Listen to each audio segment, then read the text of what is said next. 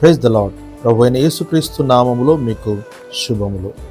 ఈ దినము కొరకైన దేవుని వాగ్దానము. నిశ్చయముగా నీ మధ్య దేవుడున్నాడు, మరి ఏ దేవుడునూ లేడు. యెషయా గ్రంథం 45వ అధ్యాయం 14వ వచనం. దేవుని ప్రజలు నిజముగా దేవుని కొరకు జీవించినప్పుడు, జరిగిన పొరపాటును బట్టి దేవుని సన్నిధిలో పశ్చాత్తాపం పడినప్పుడు, దేవుడు తాను వారితో ఉన్నానని రుజువుపరుచుకుని వాడే ఉన్నాడు. నిశ్చయముగా దేవుడు ఉన్నాడు అని అన్యజనులు సాక్ష్యం ఇవ్వడం ఎంత గొప్ప సంగతి. ఇది దేవుడు తన ప్రజలతో ఉన్నాడు అనడానికి రుజువై ఉన్నది.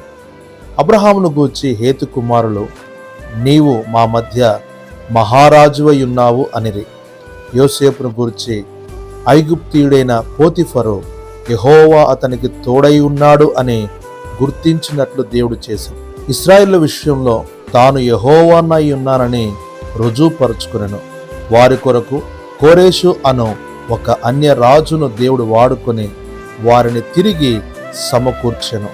శోధనలతోనూ సూచక క్రియలతోనూ బాహుబలముతోనూ ఎప్పుడైనను వచ్చి ఒక జనములో నుండి తన కొరకు ఒక జనమును తీసుకున్న యత్నము చేసేనా?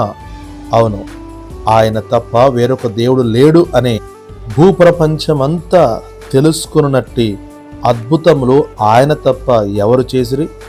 ఈ సత్యమును గుర్తించి నమ్మకముగా ఆయనను సేవించుము. ప్రభు నీకు కృప చూపునుగాక. ఆమెన్.